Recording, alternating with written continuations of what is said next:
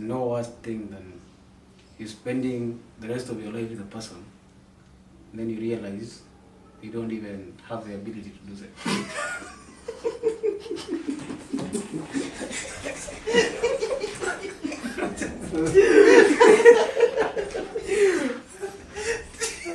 Greetings. Now, many of you have written to me, and the question that you've been asking is, why are you telling us not to have sex before marriage? Why are you? Everybody is saying when you have sex before marriage, you'll be doing the wrong thing. And with me, I have my longtime friend, Mr. Mwangi Masharia.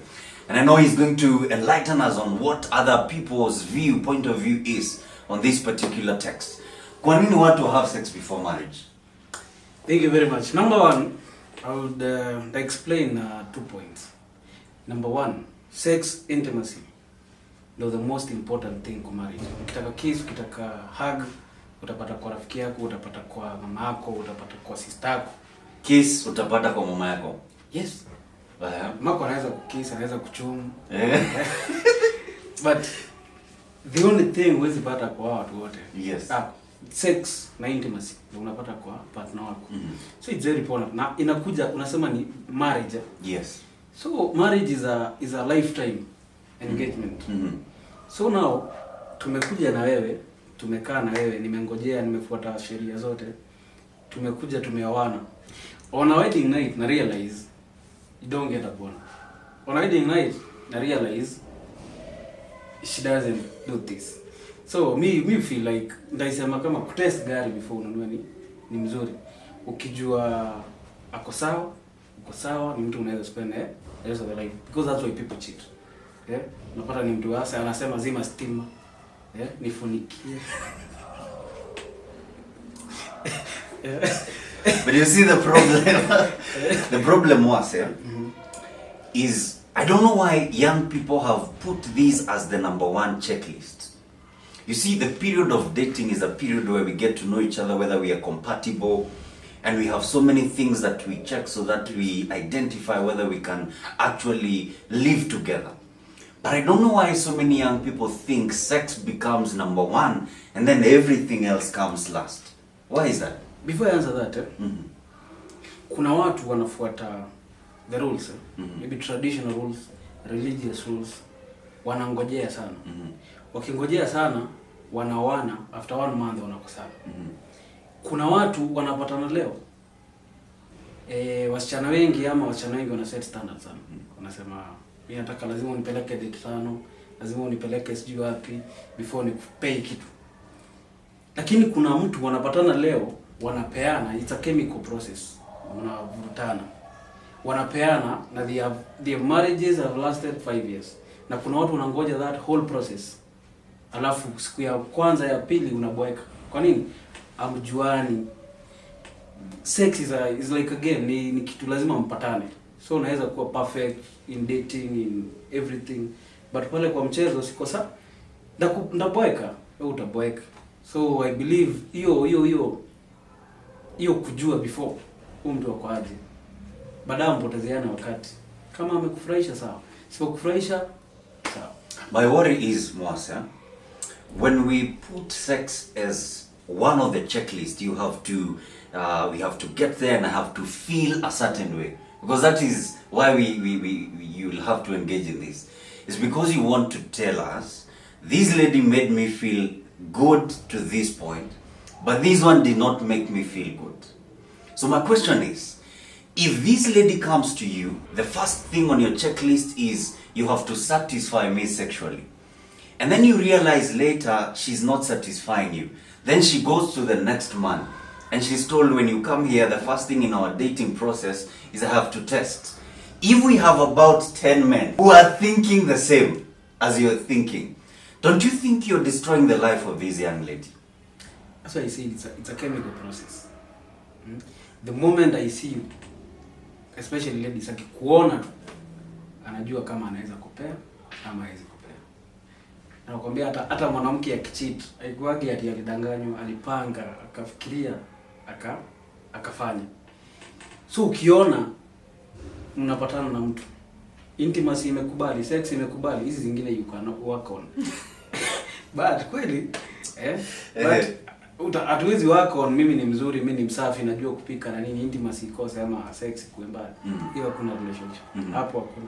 Because the problem I'm seeing is you will find that you are very compatible sexually. You are very hot and then the lady is very hot. But then as you continue in the dating process, you realize that you cannot agree on money.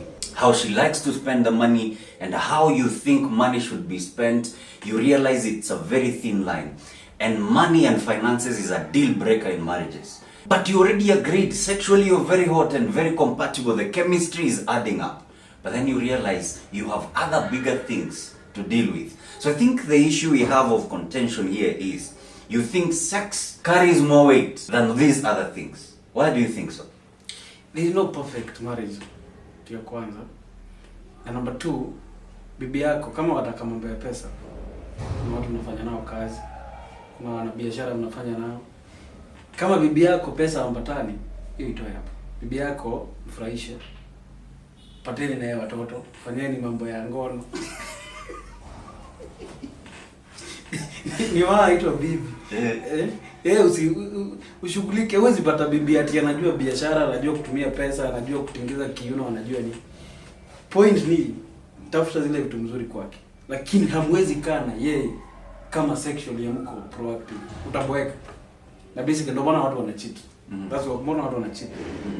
Wapata bibi yako akwambia zima stima, nifunikie, usinigeuze, una disrespect. The moment utakuwa uko nje, wasichana unapatana nao hapo nje, vitu wanakufanyia utakuwa utakuwa rudi kwako once in 1 week. So basically sex ni muhimu. Na bibi yako usitaki akuwe whole package. If you wanna train her, if you wanna kumtengeza venye wataka, mtengeze. Akikubali sawa, akishindwa usikubali ati atakuwa perfect. Lakini cha muhimu sana nasema, kama wataka kushikilia ndoa yenu, sexual lazima mkuwe compatible. Na naulizaje, Mr. Moss, now that we are talking about sex before marriage, where is the place of guilt? Ile unajua umefanya hivi, you've slept with this lady and this lady and this lady and all of them, unaangalia ni nani anaweza kuwa a good wife. Where is the place of guilt to feel I am actually doing the wrong thing? I'm sleeping around with so many people. Kwanza nasema kwa wanaume ni kujitakia. Ya kwanza naurumia ni wanawake. Sababu wanawake ile society vile iko, watu wote wanataka kupewa kwanza, ndio mahaba thing. It happens Lakini wanaume wanadanganya sana. They like too much. So women in the process wanadanganywa, na wao wanafikiria ndio mzuri, mimi nataka kupiga aondoke. Mwingine anakuja anapiga. Sasa mwanamke anapata ametumika sana. But mimi ambie wanawake fanya hivi.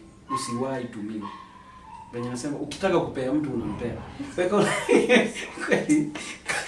Kama unataka kupea mtu, ikuwe kwa roho yako. Mimi nataka kumpea. Hata akikosa kushika simu. Mimi nilitaka. Wanawake wanadanganywa sana.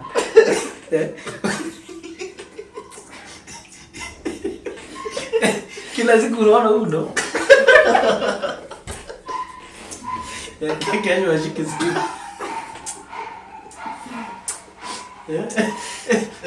So, sema, wewe fanya kitu unataka.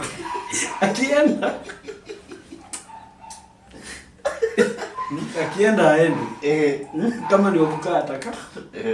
Sababu hizi kuwa perfect. Na hata kuachana si mbaya. Usikae ati juu watu lazima ukae na bwana ama ukae na bibi. Unaumia, una peace of mind juu ya watu. Kuachana ni poa. Kuco-parent ni mzuri. Kulelea watoto kwa wazazi ni mzuri. So marriage haifai kuwa perfect ama ikuwe ni a basic need kwa society. As long as you happy, as long as unakuwa satisfied, that's the main thing. So sex haifai kuwa ati iko na katiba. Sababu mtu anakaa akona hisia lakini bwanake hamguzi. Bibi yake hataki. So mtu uniona watu wanaitwa kunyonga. Wananyonga sana ama wanatumia vifaa vya kununua. Vifaa butu. Vifaa machine. Now, once to date is very common. There's a very common phrase. You used me. many ladies feel that the only thing you wanted out of me is sex. And therefore they say you used me. And most of them actually end up saying men are trash, or men are dogs, or men are this and that. Because they feel after you got the sexual satisfaction, then ndio sasa inafika ndo chukue simu. Do you think also men can be used? Kitu ya kwanza Kenya madendo watumia maboi. Hiyo ni kweli yani. Mimi uliza watu waje. Sijui kama ushatumia earbud. Earbud ukifanya iko masikio ndio inasikia vizuri ama unafanya hivi. Wanawake kwa hii mchezo ndio wanajienjoy sana. Hapo wanataka bado umpe pesa, umpe nini? Lakini siku hizi za Kenya, mwanamke anakuita anakuambia kuja niundie steam. Unapata ni switcher nizima. Wewe mtoka, ndio walikutumia. Yes. Kenyan ladies siku hizi sijui wanaume sijui kwa nini. Kuna a lot of single mothers. Wengi sana na they have kuna shida zao pia za kihisia, wanataka ngono. So they have to kuja na plan venye watavuta mtu. Unasikia akwambia shawa yangu ifanye, kuja uniundie area na niye amechomoka hapo nyuma kwa TV. Akikuja kwa nyumba yake unaona venye amevaa ni kama kuna area difference. Yes. Kuna area nyingine anataka yunde. So, okay, women wanasemanga wametumiwa vibaya, but wanatumia wanaume pia vibaya sana. Na Kenya naweza sema ni usikubali kutumika. Ukitolea mtu nguo ama mkifanya hiyo tendo, usifanye sababu umedanganywa ama umeambiliwa kitu. Fanya sababu unataka. Ati hata mtu akienda akose kushika simu, mtu akienda akose kuongelesha, nilifurahia. Usifanye sababu umeambiliwa 500 asubuhi. Kuna mtu anakuambia banka ifanye asubuhi, useme anitumie vibaya. So si wanaume pekee wanatumia wanawake. Wanaume pia wanatumika vibaya na. And at what point do we now say we are practicing prostitution? Because if I will have sex with this lady today, tomorrow this lady, the other day this lady, and there is some tokens given. I will come with bread, I will come with tomato sauce. What defines prostitution and why do we not call this prostitution? Staita kila mtu, lakini 80% of Kenyans ni washerati. 80%? Ni washerati. Na tunasema 80% are Christians. Hiyo sasa hiyo hata kanisani ndio kubaya sana zaidi. Kanisani ndio afadhali hao wanajianika. Mnaenda practice ya praise and worship na nini? Alafu jioni vitu zinaendelea huko hata mjui. Au siku hizi kila kitu lazima ulipie. So ukiona mwanamke atakaa vizuri, na mtu anapatia kitu mahali. So everyone, okay, sitasema everyone, but 80% wanafanya usherati. 80%. Especially married women. Kwa nini umenarrow down to married women? Kama kuna watu rahisi kufanya ngono nao. Tunaishi yaitwa Kenya. Ni watu married. Na wasumbui. Wewe mnaona kupigia simu nakwambia mimi natokea job 5. Na nafaa nichukue mtoto wangu 6. So tupatane 5:20, uko na 20 minutes. Mimi nafaa kuchomoka 5:40. Yes. Wewe ndio jana dogo upeleke pizza, upeleke sijui quiver, upeleke wapi. Yes. Sababu mnasumbuana but married women. But hiyo ni because wanaume nao walienda sana. Unatafutia watoto sana, unatafuta huko nje. Unasahau bibi yako ako na mahitaji yake. Na yeye caretaker pale chini kwa plot ama watchman, yeye anakula ama mtu nduzi kwanza nduzi ndio baba. Uko nyumbani tu naambia bibi natuma mtu wa pikipiki, natuma mtu wa taxi. Yeye ndio wanaonana yeye. Namuuliza yeye ana notice mshida bibi yako nazo. Homa ilisha. Homa ilisha. Ujuangi. Ukiwa kazi yeye ndo wanagonga. Na si kutaka ni akona mahitaji yake. So nasema kila mtu 80%, sitasema kila mtu, but 80% ya Kenyans, especially married women. Okay, sex inagawaniwa na vitu mingi sana. Tradition, religion, rules. But basically mimi na believe God akikupea power ya have sex, you're good to me.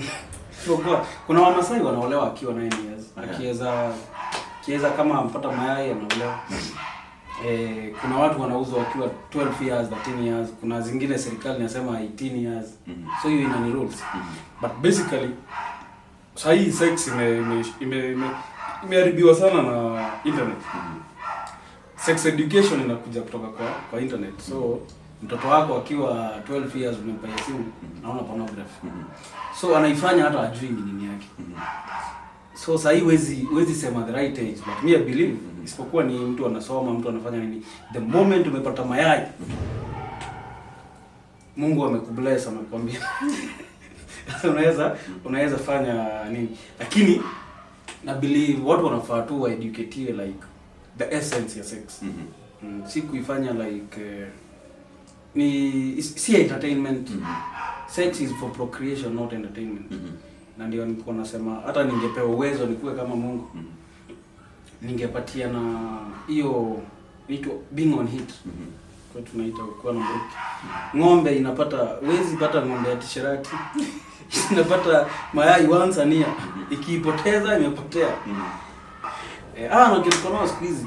Mwanamke anataka Monday, Saturday, Sunday na anasema una nguvu za kiume. Kuna siku umepewa. Unafaa kuwa unasikie hata ukiguzwa dakika 2 uko sawa. Lakini anataka ungangane utakuwa overwhelmed. Utakuwa overwhelmed. Huwezi kuwa sexually active daily. Na pia kuna hii pressure wanafanya. Wanawake wanakupea. Na tunaweza omba wanaume there is something called 5 minutes of honest and genuine work. Wakubali hiyo. Hii ingine mnaona huku kwa TV na internet. Yaani watu wamelipwa. Na watu wametumia vitu zingine. Bwana wako akuja kupatia dakika 2 zake safi.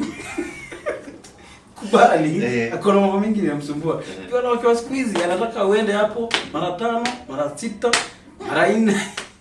Anataka dakika 30. Huwezi tafuta pesa. Na bado uweze kukaa hapo 3 hours. So ukipata mtu wako na 2 minutes of his genuine work, unakubali. Amejaribu. Pressure ishe kidogo. Now finally, Mwangi. Today technology has advanced and people are actually having sex through the camera. Unfortunately, we have people who are not very honest. As you're doing your transactions, they are recording. Others you send your nude pictures, yes, hoping you're sending to a very honest person. The next thing you're seeing them on your friend's status. What is happening? Sasa cha kwanza tutumie mtu nudes. Never trust even you. Ndio sababu zake zililikiwa after simu ya chali yake iliibiwa. So usitumie mtu nudes. Chana nazo. Kama atakuziona cha kuja zione like usikubali mtu record mkifanya. Si ni yeye. As much as uko hungry ama mko mbali, acha video call. Sisi kuna video screen recording. Acha hata screenshot. Sasa tu ana screen call, mkivideo call wote ina record. Na huyo mtu ujui in 2 years time, 3 years time mtakuwa wapi? Ama kuna mahali mtakosana kuthreaten nazo. Kama mfanya tendo la ngono ni lenu nyinyi wawili. Fungeni kate. Fungeni mlango. Ile ya chini, si ya juu. Yo kwa tufunga ya juu. Mtu mwingine anaingia. Jifungieni, hiyo ni yenu. Acha kutumiana picha. Acha video call za uchi. Juu ila wewe shida hata si yeye ama wewe unaweza kuwa uko break. But 10 years down the line watoto wako internet does never forget.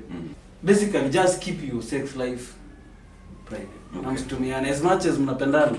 Achana.